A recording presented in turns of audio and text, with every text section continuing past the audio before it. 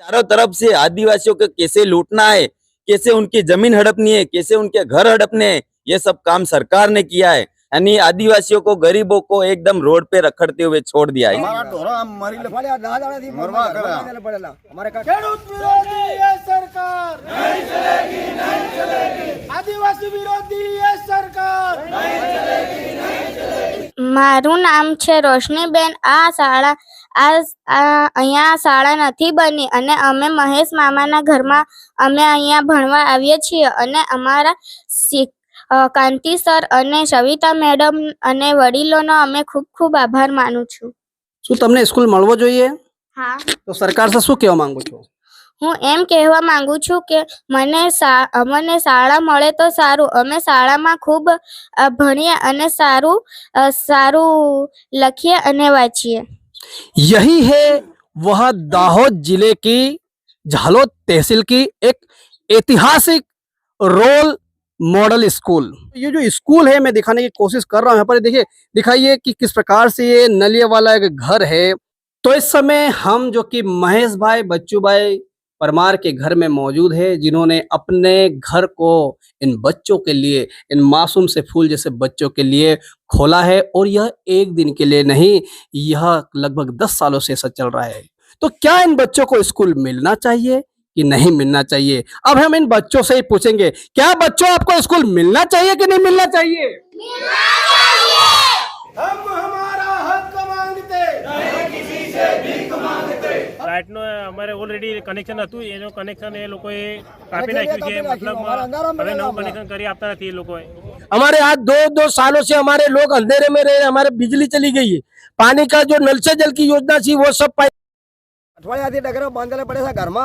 અમારા ઢોરાનો કોણ ના સેવા કરે? કઈથી ઘાસ લાવજે, કઈ બાંધજે, અમે કઈ સારજે? અમારે આજે 5 દિવસથી ઢોરા બધા ઘરે છે, કઈ લઈ જવાના? અમારે રોજ ઘાસ કઈથી લાવવાનું? અમારે અમારી માંગે પૂરી કરો, અમારી માંગે પૂરી કરો. અમને નવું નિશાન આપો, અમને નવું નિશાન આપો, અમને નવું નિશાન આપો, અમને નવું નિશાન આપો. जुमलेबाजी है और ये गवर्नमेंट सिर्फ ताइफा करने में ही माहिर है. लेकिन बहुत सारे स्कूल तो अच्छे बने हुए हैं. कौन कहता है स्कूल अच्छे बने? यहाँ के शिक्षण मंत्री खुद ही, उनके गांव में भी स्कूलें नहीं है. बेटा, तू क्या चाहता है कि तुम्हारे गांव में नवा स्कूल बने? हाँ, मैं चाहता हूँ कि हमारे यहाँ स्कूल बने और हम वहाँ पर पढ़े. बेटा, क्या नाम है आपका? पृथ्वीराज. क्या यह बात गुजरात सरकार तक पहुंच पाएगी? આદિવાસી વિરોધી એ સરકાર નહીં ચલેગી, નહીં ચલેગી. ખેડૂત વિરોધી એ સરકાર નહીં ચલેગી, નહીં ચલેગી. ये बड़ी बड़ी बातें करते हैं, पार्लियामेंट में बोलते हैं कि गुजरात विकास के मॉडल पे ही, लेकिन यहाँ कोई विकास नहीं है. हम हमारा हक मांगते नहीं, किसी से भीख मांगते. एक कच्चे मकान में पड़ रहे हैं. और वो गिर गया तो जवाबदार कौन? वही तो बात है, क्या सरकार उसकी जिम्मेदारी लेगी या शिक्षण मंत्री लेंगे? हमारी मांगे पूरी करो, हमारी मांगे पूरी करो. हमने नवा निशान आपो, हमने नवा निशान आपो. नमस्कार. दिल्ली से मुंबई कॉरिडोर हाईवे 148N में झालोद तहसील के गरीब आदिवासी किसानों की जमीनों के बीचों बीच से निकाला. इस कॉरिडोर नेशनल हाईवे में गरीब आदिवासी किसानों के खेत खलियान, कुएं, बोरवेल, घर एवं खेतों के खेत चले गए. यहाँ तक कि शमशान घाट भी टूट गए. कॉरिडोर नेशनल हाईवे के चलते गरीब आदिवासी किसानों को अनेक प्रकार की समस्याओं का सामना करना पड़ रहा है. ग्रामीणों ने बताया कि पिछले 2 सालों से बिना पानी, बिना बिजली, बिना रास्ते के ही जीवन यापन करना पड़ रहा है. बरसाती पानी के चलते खेतों में पानी भर गया, फसलों को हुआ नुकसान, तो वहीं दूसरी ओर घरों में भी घुसा पानी और दीवारों में हुई दरारें. वहीं दूसरी ओर पिछले 10 सालों से एक मकान में ही चल रही मोटी हांडी प्राथमिक विद्यालय, आज तक कोई सुनवाई नहीं. आखिर कैसा है ये विकास? इसी का नाम है विकास? इन्हीं बातों को लेकर झालोद तहसील के 14 गांवों के ग्रामीणों ने एक साथ मिलकर जिला कलेक्टर को सौंपा ज्ञापन. नमस्कार दर्शक मित्रों, मैं जुबेर खान पठान स्वागत करता हूं आपका आरजे भारत न्यूज 7 में. जानते हैं पूरी खबर विस्तार से. नमस्कार, मैं राजेश सिसोदिया और इस समय आप देख रहे हो RJ Bharat news 7 franchise of lead India. इस समय हम गुजरात राज्य के दाहोद जिले में, और दाहोद के हम यहाँ पर जो कि कलेक्टर कार्यालय वहाँ पे मौजूद है। मेरे पीछे का जो दृश्य आप देख रहे हो, मैं कैमरामैन से कहूँगा कि जो काफ़ी एक बड़ी संख्या में यहाँ पर नौजवान से लेकर बुजुर्ग लोग यहाँ पहुँचे, क्यों पहुँचे हैं। हमने सुना है कि कुछ रास्ते को लेकर, जो कॉरिडोर है उसके रास्ते को लेकर, साथ ही साथ में जो शिक्षा की बात करें तो स्कूल को लेकर बहुत सारी समस्या उत्पन्न हो रही है। हम यहाँ बातचीत करने की कोशिश करेंगे, बने रहिए हमारे साथ। आज हमने जिला कलेक्टर को आवेदन ज्ञापन किया है। गुजरात में बड़ी बड़ी बातें हो रही है कि शिक्षण बहुत अच्छा चल रहा है, लेकिन ये सब लेकिन सर, बहुत अच्छा शिक्षण चल ही रहा है ना, शिक्षा सर? नहीं, कोई शिक्षा चल रही नहीं, ये सिर्फ जुमलेबाजी है और ये गवर्नमेंट सिर्फ ताइफा करने में ही माहिर है। लेकिन बहुत सारे स्कूल तो अच्छे बने हुए हैं। कौन कहता है स्कूल अच्छे बने? यहाँ के शिक्षण मंत्री खुद ही, उनके गांव में भी स्कूलें नहीं है। मैं मेरे खुद की पंचायत की बात कर रहा हूँ, आप आके वहाँ देखिए कि कहीं 5-6 साल से दूसरे के घर में एक कच्चे मकान में स्कूल चल रहा है। कौन कहता है यहाँ शिक्षा है? यहाँ की गवर्नमेंट कोई स्कूल के लिए कोई बजट नहीं दे रही है, और बजट देती है तो इसमें इतना डाउन एबो आता है कि कोई काम ही नहीं कर सकता।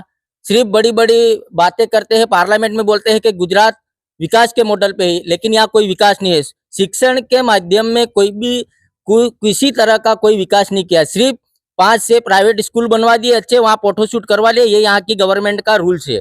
और आप खुद ही देखें, जो दाहोद जिले में धराशय पे जो काम हो रहा है वो ठीक नहीं है, ऐसा आपका कहने का मतलब? जमीन स्तरीय कुछ भी काम नहीं करते ये सिर्फ सिटी में 5 स्कूलें ऐसी बनवा देते हैं कि जहाँ कोई भी विदेश से आके देख ले कि भाई गुजरात में अच्छा काम है। दिल्ली जैसा काम गुजरात में नहीं है। दिल्ली अरविंद केजरीवाल की जो स्कूलें हैं, वहाँ के भी शिक्षण मंत्री यहाँ गुजरात आए थे, तब वहाँ पार्लियामेंट में उनकी पोल खोली थी। लेकिन पहले ऐसा था कि 26 से 26 सीट बीजेपी के पास थी, तो पार्लियामेंट में हमारा कोई बोलने वाला नहीं था। तो ये सिर्फ जुमलेबाजी करने में ये सरकार माहिर है, शिक्षण के जरिए यहाँ कुछ भी नहीं है। तो अभी जो स्कूल, कौन सा स्कूल है, कौन सा गांव है और क्या मुद्दा है उसका पूरा? मेरे मोटी हांडी झालोद तहसील की मोटी हांडी ग्राम पंचायत की एक स्कूल है। वहाँ हमने शिक्षण मंत्री को मैं खुद मिला हूँ 2-3 बार। मेरा लेटर भी है, मैंने दिया, और उनका जो लेटर है वो भी मेरे पास है। मैंने कई जिला प्राथमिक शिक्षण अधिकारी से भी बात की, तो वो एक ही बात करते कि सरकार बजट देगी तब स्कूल बनेगी। तो बजट आखिरकार कब आएगा? यही नहीं पता। अब ये सरकार बजट, देखिए अभी तक कोई सरकार का बजट यहाँ पे पहुंच नहीं रहा है। अगर बजट की बात करेंगे तो वो जो विद्यार्थी भाई बहन है उनके शिक्षा है उसके साथ खिलवाड़ हो रहा है। तो सर मुझे बताइए, अभी सुना है कि वहाँ के स्कूल में बच्चे पढ़ रहे हैं फिलहाल, एक कच्चे मकान में पढ़ रहे हैं, और वो गिर गया तो जवाबदार कौन? वही तो बात है। क्या सरकार उसकी जिम्मेदारी लेगी या शिक्षण मंत्री लेंगे? ऐसे जुमलेबाजी करते हैं, बड़ी बड़ी बातें करते हैं स्टेज तो आप सरकार से क्या उम्मीद रखते हैं? हम सरकार से यही उम्मीद करते हैं कि ये जल्द से जल्द बजट देके ये स्कूल बनने चाहिए। अभी और आपने एक स्कूल की बात नहीं है, आपने आवेदन दिया, किसको दिया और क्या आश्वासन मिला? हमने कलेक्टर साहब को आवेदन दिया। कलेक्टर साहब ने बोला कि हम सरकार से गुजारिश कर रहे हैं, लेकिन हमको सरकार पे भरोसा नहीं है। हमने कलेक्टर साहब को सिर्फ यही बोला है कि हम आप पे ही भरोसा रखते हैं और आप उसमें हमको मदद करके तुरंत ये बांधकाम चालू करवाए। देखिए अब लोगों का कहीं ना कहीं सरकार से भरोसा उठ रहा है, और ये भरोसा इसलिए उठ रहा है कि कई सालों से उस एक जो स्कूल की जो बात करी हमने कि सरकार जो बातें करती है, शिक्षा की बातें करती है, बड़ी बड़ी बातें करके डिंडोरा पीट रही है, लेकिन गुजरात रोल मॉडल में हमें यहाँ पे देखने को मिल रहा है कि एक ऐसा गांव है मोटी हांडी, जो गांव है यहाँ पर, उस गांव के अंदर एक किसी भाई के घर में एक स्कूल चलाया जा रहा है। अगर वो घर गिर गया तो उसका जवाबदार कौन? तो दूसरा भी एक मुद्दा यहाँ पर है। सर ये रोड का क्या मुद्दा, आपने उसके लिए आवेदन दिया, आपका नाम बताइए। मेरा नाम मुकेश भाई डांगी है। 2018 से हम ये भारतमाला अंतर्गत ये बीजेपी सरकार ने बड़े बड़े उद्योगपतियों को खुश करने के लिए, उनका उद्योग को बढ़ावा देने के लिए दिल्ली से बॉम्बे 12 घंटे में पहुंचे। इसलिए विकास के नाम पे हम आदिवासियों की जमीन, लेकिन अच्छा है ना, 12 घंटे में दिल्ली पहुंच सकते हो आप। 12 घंटों में उद्योगपति पहुंच सकते हैं, हम कैसे पहुंचेंगे? हमारी हैसियत ही नहीं है कि हम रास्ते पे चल सके। हमारे पास में गाड़ियां ही कहाँ है? पहले हम आदिवासियों को पानी, सिंचाई का पानी दो, हमें पगभर बनाओ, उसके बाद हम पगभर होंगे तभी तो आप दिल्ली नहीं जाना चाहते? हम दिल्ली जाएंगे तो कैसे जाएंगे? पैसे कहाँ है? चलो मैं चला जाऊंगा, मेरे आदिवासी गरीब किसान कहाँ से जाएंगे? तो रोड बन रहा है, अच्छा है कि बुरा, आपका क्या कहना है? ये रोड बन रहा है, बहुत सरकार ने गलत काम किया है।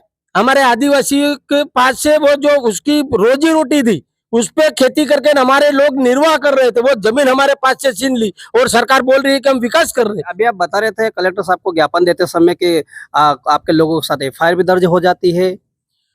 ये जो अथॉरिटी वाले है वो पुलिस के साथ साठगांठ रख के जो हमारे लोग, चाहो मेरे खेत में पानी घुस जाता है, जो इन लोगों ने जो माटी रोड पे डाली है, उसकी वजह से वो जो बरसाती पानी है वो खेतों में घुस जाता है। सरकार मुआवजा तो देती नहीं है, और कोई किसान जाके रजूआत करता है तो अथॉरिटी वाले पुलिस को फरियाद देते और गरीब किसान को पुलिस लाके जेल में डाल देती। तो जो आज हजारों की संख्या में आप सामाजिक कार्यकर्ता और जागरूक नागरिक आपके गांव का है, इतनी बड़ी संख्या में, तो आप सरकार से क्या उम्मीद रखते हो? हम सरकार से कोई उम्मीद रख ही नहीं सकते। ये सरकार अंधी, बहरी और मूंगी है, वो कभी किसी का भला कर नहीं रही और करेगी भी नहीं।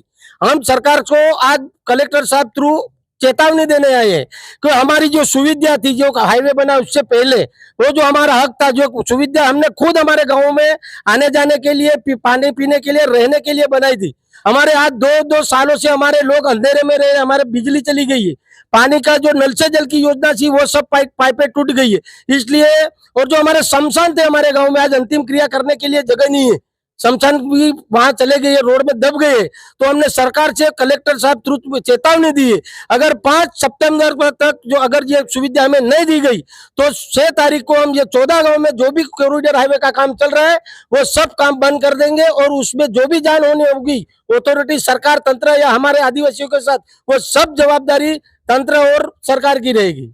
देखिए यहाँ पर इन्होंने सीधा सीधा और बिल्कुल एक चेतावनी सरकार को दे डाली है कि यदि जल्द से जल्द ये कार्रवाई नहीं हुई तो जो भी कुछ भी समस्या उत्पन्न होगी उसकी जवाबदार सरकार खुद रहेगी। तो हमारे साथ में हर्षद भाई नीनामा है, उनसे भी हम 2 शब्द पूछने की कोशिश करें। भाई साहब नमस्कार। नमस्कार। आप क्या कहना चाहेंगे जो लोग आए हैं आज? तो आज हम लोग सब झालोद तालुका के खेडूत मिलके यहाँ आए हैं कलेक्टर श्री को आवेदन देने के लिए। यहाँ हम ये कहना चाहते हैं कॉरिडोर बनाया तो आदिवासी एरिया में ही क्यों बनाया, क्योंकि यहाँ इनको भाव कम देना पड़ता है। यहाँ स्क्वायर मीटर के हिसाब से 82 रुपये दिए, और यही कॉरिडोर भरूच में, सूरत में गया तो 3600 रुपये स्क्वायर मीटर दिया। तो इतना भेदभाव क्यों? क्योंकि हम आदिवासी, हम गरीब है, इसके लिए। दूसरा, इन लोगों ने कॉरिडोर बनाया तो लोगों के खेतों में पानी घुस गया, लोगों के घरों में पानी घुस गया, कहीं नाला नहीं रखा, कुछ भी नहीं रखा। उसके साथ जो बिजली के खंभे थे, लोगों के घरों में जो बिजली आती थी वो भी 2 साल से कट कर दी। 2 साल से लोग अंधेरे में रह रहे हैं। जो जमीन एक्वायर करी थी सरकार ने, और इसका जो मेहनताना देना था तो एकदम कम दिया, और जगह पे गए तो उससे डबल टिबल जमीन एक्वायर कर ली, और उसका कोई मुआवजा भी उन्होंने दिया नहीं। मतलब वहां पर जो सर्वे हुआ, जो सर्वे के अंतर्गत लिया, उससे ज्यादा जमीन हड़प ली गई। उससे डबल टिबल जमीन उन्होंने हड़प ली है, और उसका कोई मुआवजा दिया नहीं है।